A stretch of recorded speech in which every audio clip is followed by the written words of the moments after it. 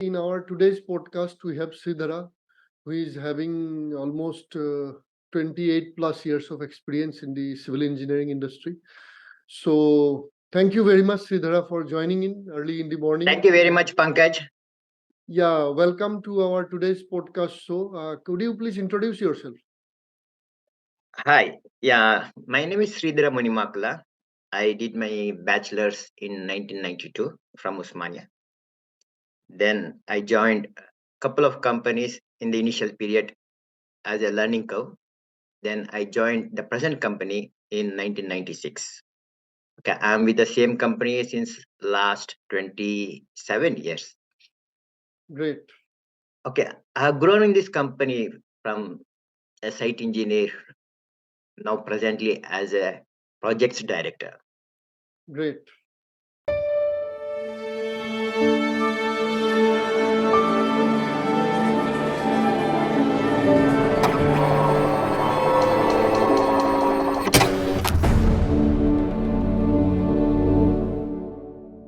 So Thank you. today's interview is going to be on the topic how to deliver projects on time with world-class quality. With your vast experience, according to you, what are the few things to be considered for delivering a project on time with world-class quality? Then we go detail.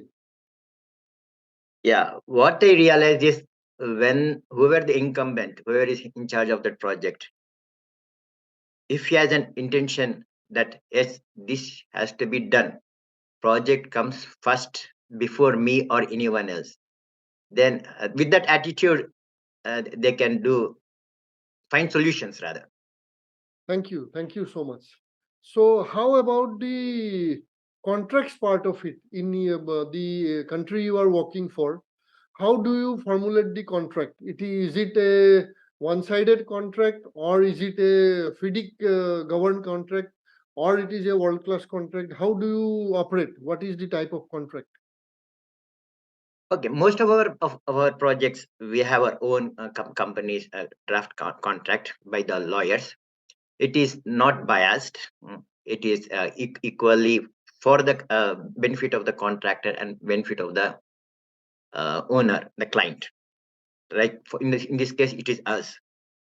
But when in the contract, the intention or the essence of the contract is to complete the project, Yes. rather not to benefit one side party. Yes. So as a client, as we are the property developers, our intention is to complete the project. Yes. Fair enough. So as a property developer, so basically we have the consultants, we have the contractors, we have to work as a team. Unless otherwise we are working as a team, it is very difficult for anybody and everybody to deliver the project. So what you have to say about it? Mm, As I mentioned, as a property developers, we always see the completion of the project as our primary need Yeah. or goal. Yeah. And when we team up with any of the consultants, so this is the first seed we sow in their thoughts as well, whether it's a contractor or the consultant. Mm. We want everyone to take up that onus and responsibility to ensure that they all focus for the success of the project rather than their own individual success. Correct. Very So true. when Yeah. So in essence, the mission is project first, team second, me third. Right? of course, yes, Yes. If we yeah, you apply. have put it in the right words, yes. Yes. So that way, if we follow, then every project is bound to succeed, right? So anyway, I would like you to share one mistake that you have realized over your long experience of 28 years that every developer must avoid. Okay, we always learn from our mistakes. uh, for me to figure out, because mistakes are one of the risks which we take into consideration, and we find the solution immediately so that we don't drag on. and sometimes few clauses in the contract are missed out, and the contractor is trying to sabotage the project, taking that those loopholes into consideration. If we sense anything like that, we immediately call the contractor, clarify to him, and amend those clauses with mutual understanding and agreement, and sort it out. Like that, we have such a couple of instances. And sometimes we work overseas, so when we employ anyone from from home country, or in anywhere else, or even from local, or from other country within the region, we monitor them, put them on probation for initial period, and see if they have not doing well, then we say thank you very much, and we move on with looking for the better one. Yes, many a times we train them, we give them in a freedom for taking decisions, but everyone is not uh, to that expectations. That's what we have realized, and many people who are doing well are with us from last several years. True, true. Yeah. So, yeah, thank you very much. So, going forward, as the world is emerging towards technology, so what technology are you using in your projects? Okay, we use Smartsheet Hmm, as one of the project management tool, hmm, and we monitor and see this we use mostly to update our directors, and use that information and monitor where we are progressing, how are we with against our baseline schedule. So we use mostly Smartsheet. We had MS Project and other software tools we use at the initiation of the project to set up the baseline. hmm. But for monitoring and other things, we use Smartsheet. So, do you also follow the Prima Vida? No. No, we don't. Okay. So, are you using any technology for the QS part of it, the quantity takeoff? Is it done Okay. manually or some technology? Digital technology is there nowadays. Yes, and we don't adopt those softwares. Okay. We do it manually, so that the reason why we do it manually, the essence behind it, we want to see how best, how economically we can achieve that scope of work for every activity. So when we are doing meticulously and getting the best rates from the resources, vendors and other places, people, we try to refine our costing. So if we use a standard software, I don't know how flexible they are, but we have always been doing manually. No, in India also we are doing it manually. Mostly it is being done manually. But my observation is that, of course, in the Middle East also mostly it is being done manually during my tenure. So my observation is that quantity takeoff, it is in many of the cases it is not even 80%. We again have to deploy a third party to double check, because quantity takeoff is one of the essential elements which is eventually going to help in your budget preparation. If there is a big deviation, then the budget part of it is going to be affected. So what you have to say about it? Okay, when we are doing our BOQs estimates, we make sure we have all our drawings in place. Yeah. What we want to achieve on the project, the complete scope of work come with last detail. Hmm. Based on that, then we arrange for the prices from the vendors. If it is the material from the vendors, or if Hmm. it is labor from the uh, previous contract projects, labor rates or the contractors rates. Based on that, we come up with the detailed estimates, and we try to be more than 90% accurate, then monitor while executing the project.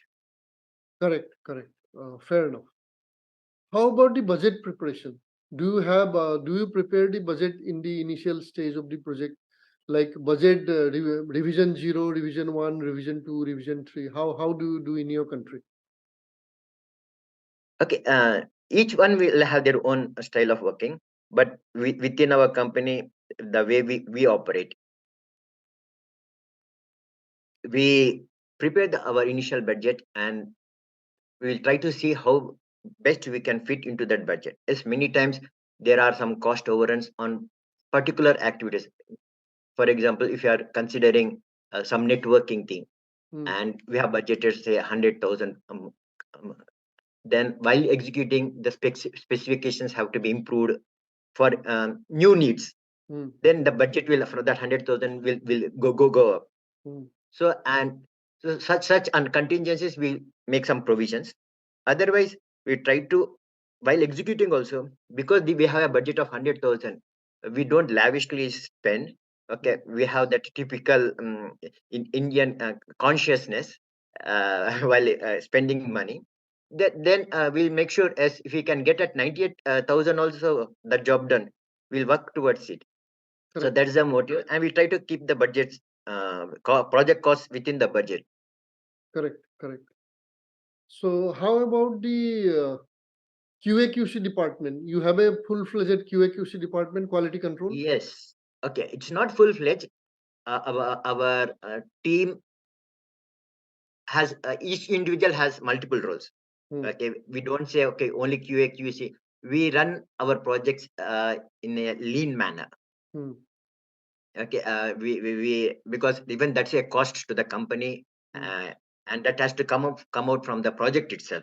Hmm. So we run a lean system of operations, Hmm. and some of the our team members, they have multiple roles, and one of them will is exclusively on the quality aspect, along with our foremen and other engineers involved in the project. So they all, and we meticulously inspect the work. Yes, we have contractors with material, and we have contractors with only on labor only. Hmm. But whatever work, we meticulously diligently inspect their works while clearing their final payment. So they have their in, initial snag list, then the middle snag list, and the final snag list, so that they fix it. And because when we start our contracts with our any individual or any company, we make sure they have the same thinking process or concept about our project needs and outcome. So they will be always understand, yes, this is what as a gentleman we have agreed that these on these terms to in the interest of the project. I've seen most of them have been performing to the T. Okay. Fair enough. Fair enough. How about achieving the structure within the framework of the specification? How much deviation? The deviation is unless there is some uh, scope change. Okay. Otherwise, we have finalized before the project start. We finalize, or before those activities come up, we finalize all the specifications, Hmm. and our budgets are also based on those specifications only, because a change in specification will affect the change in price and the cost of the project. So we specify everything beforehand. Yeah, realistic, realistic. Exactly. What specification we are, I mean, agreeing to, and accordingly the quotes will be, then accordingly the allocation will be correct. How about the engineering, health and safety? Do you have a department, separate department? Yes, yes. We have safety officers. Hmm. We call here as safety, health, and environment, she officer. Yeah. Okay. He is independent. Hmm. Okay, and he will monitor and he reports to the project team in the weekly meeting, Hmm. and any incidents or anything he record them and and address them. And every project has um, workers compensation policy, builders all risk policy in place. So such untoward incidents, if they have happen, it is Hmm. covered through insurance policy. Okay. So no one even the person who is injured or and anything happened to him, they are all protected. All protected. Yeah. So company has got a standard policy in terms of executing the EHS part of it, right? Yes, yes. Fair enough. Fair enough. Thank you. And how about the delivery? I mean, generally, your projects last 5 years, was it on time or little deviation was there?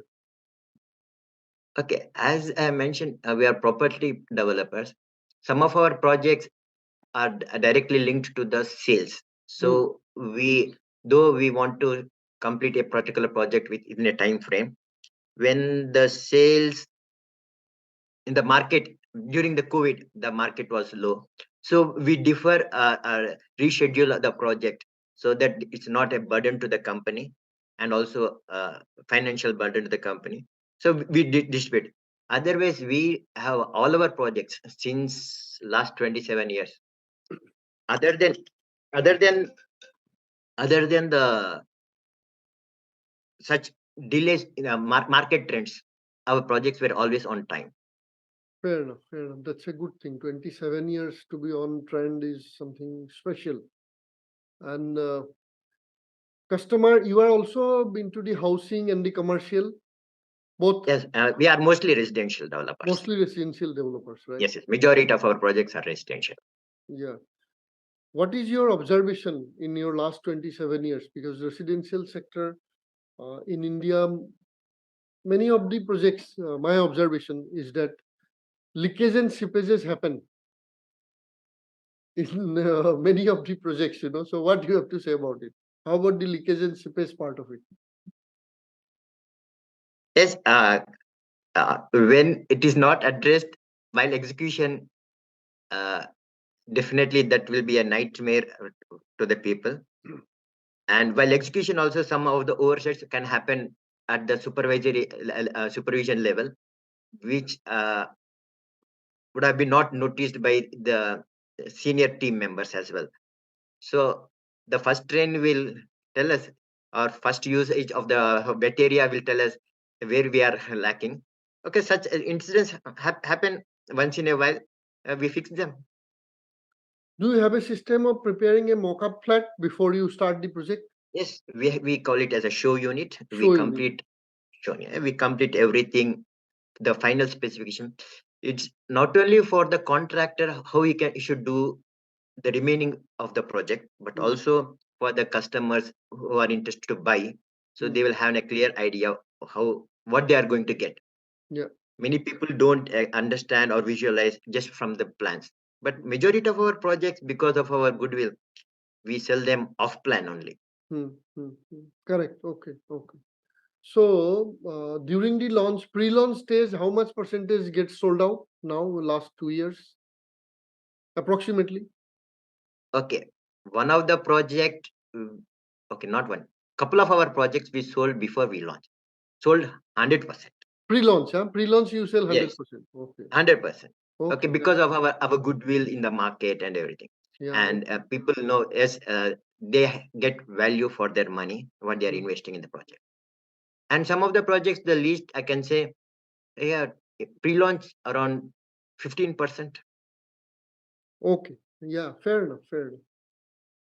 How about the adherence to the government regulations? There are a lot of regulations from the government, fire safety and many other things. So how compliant are you or your company is adhering to the Ye- government standards? Okay, I have worked in India and I have worked in Botswana, and every region has their own bylaws and their system of operations. And so too in Botswana, the bylaws are very clear and no one can deviate. Even we cannot get approval if there is any deviation in the bylaws. And the council here, it's called a council, city council or town council. They come and inspect at every stage of the work progress. So we need to invite them to inspect so that they issue the stage completion approval to proceed to the next stage. Yeah. Then once the building is complete, we should get an occupancy permit. It's a mandatory and there is no other way. And banks also only give any loans to the customers or clients when the project has such compliances only. And people can occupy only when there's an occupancy permit. Correct. How about the MEP part? MEP part, design, execution, mechanical, electrical, plumbing. Okay, we have our in-house team. Uh, as I mentioned, we work on lean operations. Okay, And based on that, we have our in-house team which designs and develops all the plumbing and electrical. Mechanical, other than air conditions, we don't have a majority of heating or any other things, because the region doesn't need those requirements, particularly for the type of projects we have been executing. Correct, correct, correct.